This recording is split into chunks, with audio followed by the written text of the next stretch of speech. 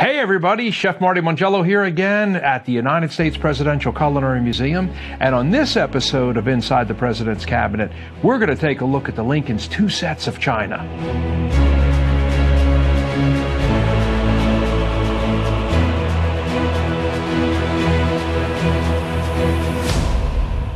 Well, one of the coolest things we enjoy pointing out on our tours here is the fact that the Lincolns have two sets of china, which not everybody was always thrilled about. And eventually we will see in the United States that buying sets of china for presidents and first ladies will end with a new law.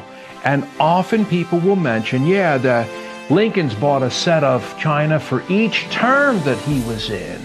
And the Polks only served one term, and they had two sets of china. It's outrageous. So we will see a law after President Johnson that puts an end to that. If you want a set of china, you can pay for it yourself, is what they say. But here we do have the two sets of the Lincoln china, and the one is often called the purple china, and the other we call the buff. So these are both beautiful sets, although people do not necessarily like the purple. And society in Washington starts to bash at the table, and constituents and colleagues are reporting that we are getting bashed by the china.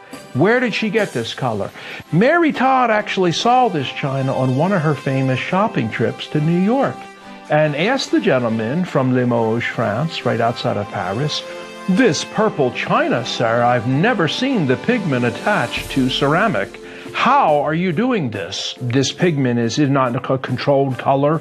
You're doing this in America where you can get away with it and violate the laws of Europe, because you would be imprisoned if you had this color. How are you doing this?" Well, Billy, a different name for you, madame. William in English, I think. Oh, William. Yes, he invented this synthetic color and attached it to ceramic. And it is all of the rage of Europe. Would you like to put an order in for this china for your household? She says, for my household, I would. Fill him out a check from the Department of the Treasury right now for a complete set. I'd like to order over 200 pieces of this. The man is looking down at the check register upside down and notices that it says the United States Department of the Treasury. And he says to Mary Todd Lincoln, "Madame, it takes 40 artisans in a room to doing one plate all week, to do one plate by Friday.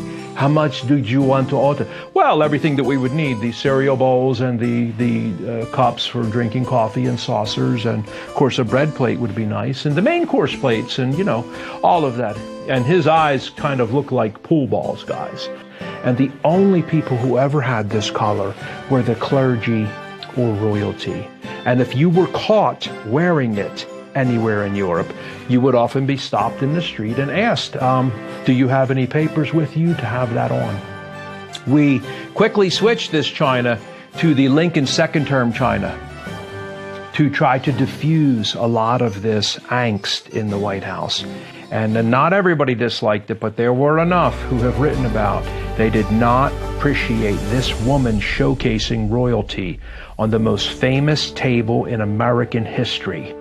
And they were not enthused about it. Thank you guys so much for joining us for another episode of Inside the President's Cabinet here at the United States Presidential Culinary Museum. See you next time.